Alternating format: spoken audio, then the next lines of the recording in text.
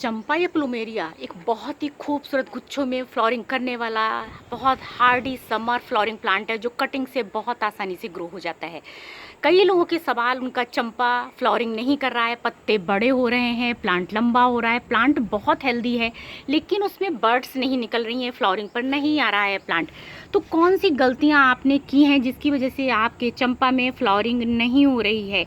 क्या आपने खाद गलत तो नहीं डाल दी है? कभी कभी नाइट्रोजन की मात्रा ज़्यादा हो जाने से मिट्टी में पत्तियां बड़ी आती हैं और प्लांट लंबा होता जाता है लेकिन फ्लावरिंग पर बिल्कुल नहीं आता है। तो जो नाइट्रोजन की मात्रा आपने अपने पौधे की मिट्टी में ज़्यादा कर दी है उसको बैलेंस कैसे करेंगे, किस फर्टिलाइज़र से वो नाइट्रोजन की मात्रा बैलेंस होगी, ये आज आपके साथ शेयर करेंगे इस वीडियो में। और कुछ बातें जो चंपा के लिए बहुत ज़रूरी हैं क्योंकि एक परमानेंट प्लांट है, बहुत ही हार्डी प्लांट है। चंपा की इस वैरायटी में बहुत ही प्यारी खुशबू आती है। कई वैरायटी और कई नामों से इसको जानते हैं चंपा को। चंपा, प्लूमेरिया, दो ये कॉमन नेम है। इसके अलावा इसको गुलाचिन या फिर फिरंगी पानी भी बोलते हैं कई जगह पर। तो ये बहुत ही सुंदर फ्लोरिंग करने वाला प्लांट है और काफ़ी दिनों तक इसके फूल जो हैं ऐसे ही बंच जो है ये बना रहता है पौधे पर। देखिए ये डोरमेंसी में ठंड में चला जाता है ये पौधा और ये नवंबर तक फ्लोरिंग करता है। नवंबर के बाद धीरे धीरे इसकी पत्तियां गिरना शुरू हो जाती हैं और दिसंबर, जनवरी, फरवरी तक ये डोरमेंट रहता है प्लांट। बिल्कुल खाली स्टेम रह जाती है, एक भी पत्तियां नहीं होती हैं। और उसके बाद फरवरी में जैसे ही मौसम गर्म होना शुरू होता है, मार्च आते आते इसमें सबसे पहले बड स्टिक निकलती है अगर आपने अपने पौधे की सही से केयर की है तो। फरवरी में कुछ खास बातें ध्यान रखनी होती हैं, तब पौधे में पत्तियों से पहले ही बड स्टिक निकल आती है। और ये जो बड स्टिक होती है ये काफ़ी धीरे धीरे बड़ी होती है, कम से कम 1 से 1.5 महीने में ये फ्लावरिंग पर आती है। पत्तियां जो हैं, जो ये भी डोरमेंसी से जब प्लांट बाहर आता है तब पत्तियां अपने आप ही निकलना शुरू हो जाती हैं और बड स्टिक भी निकलना शुरू हो जाती है। तो इसके लिए हमें फरवरी में अपने पौधे की रिपोर्टिंग करना होती है क्योंकि रूट बाउंड हो जाता है पौधा और रिपोर्टिंग बहुत ज़रूरी प्रोसेस है समर फ्लोरिंग प्लांट के लिए। फरवरी में रिपोर्टिंग करना, समर और विंटर दोनों फ्लोरिंग प्लांट की रिपोर्टिंग बहुत ज़रूरी होती है जो परमानेंट प्लांट होते हैं, क्योंकि रूट्स जो हैं पूरे पॉट में भर जाती हैं और जब आप देखेंगे रूट्स भर जाती हैं तो ऑक्सीजन रूट्स तक नहीं पहुंचती है और न्यू रूट्स डेवलप नहीं होती हैं। तो आप जब रूट प्रूनिंग कर देती हैं, फरवरी में बिल्कुल सही टाइम होता है प्लांट की प्रूनिंग का भी, तो आप इसको ऊपर से भी प्रून कर सकते हैं। देखिए हमने अपने प्लांट्स को प्रून नहीं किया, आप कर सकते हैं फरवरी में या फिर सितंबर, दो टाइम बिल्कुल सही हैं चंपा की प्रूनिंग के लिए। और उन्हीं दिनों में कटिंग भी इसकी बहुत आसानी से ग्रो होती है चंपा की। आप ये सेमी हार्डवुड जो ग्रीन ना हो, ये नीचे हल्की सी ब्राउन जो स्टिक होती है, इसको कटिंग को लेने के बाद आप 3 दिनों तक इसको जो इसमें दूध निकलता है वाइट कलर का उसको आप सुखा लीजिए। जब वो सूख जाए उसके बाद उसमें फंगीसाइड लगा के रेतीली मिट्टी में लगा दीजिए, ये 100% चल जाता है।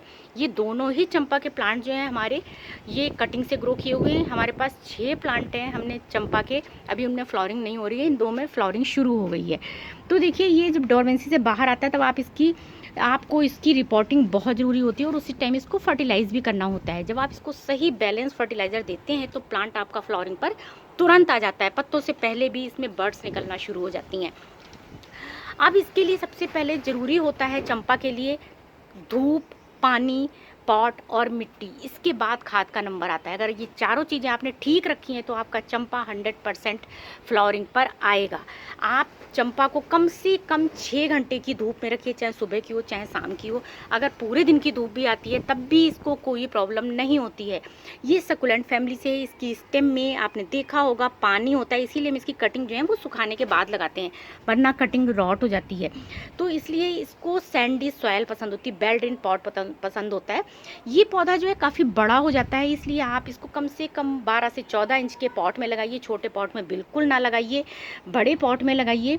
और इसके साथ इसके लिए रेतीली मिट्टी रखिए जिसमें कंपोस्ट, बर्मी कंपोस्ट हम यूज़ करते हैं। बर्मी कंपोस्ट रेत और गार्डन सॉइल को बराबर बराबर मिक्स करके, कि सैंडी सॉइल जिसमें आप पानी डालें और तुरंत ड्रेन आउट हो जाए, मिट्टी में पॉट में बिल्कुल पानी ना रुके, तो ये प्लांट बिल्कुल भी ख़राब नहीं होता है, वरना इसमें रूट रॉट भी हो जाता है। देखिए इस तरीके की मिट्टी हो, भुरभुरी मिट्टी हो, तब प्लांट आपका बहुत हेल्दी रहता है।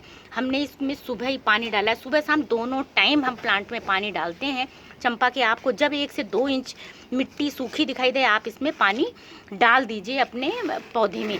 और शॉवरिंग ज़रूर कराइए, शॉवरिंग करने से प्लांट काफ़ी हेल्दी रहता है।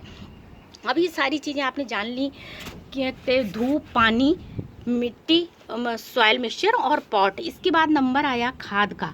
अब जो इसको खाद देनी है, हमने आपको बताया कि नाइट्रोजन जब आप ज़्यादा दे देते हैं, नाइट्रोजन का जो मात्रा जो होती है मिट्टी में ज़्यादा हो जाती है, तब प्लांट जो है वो लंबा ग्रोथ करता है, बड्स नहीं निकालता है। तो इसलिए आपको अब इसको नाइट्रोजन जो आपने एक्स्ट्रा दिया है उसको बैलेंस करने के लिए आपको ये फर्टिलाइज़र अब इसको देने होंगे।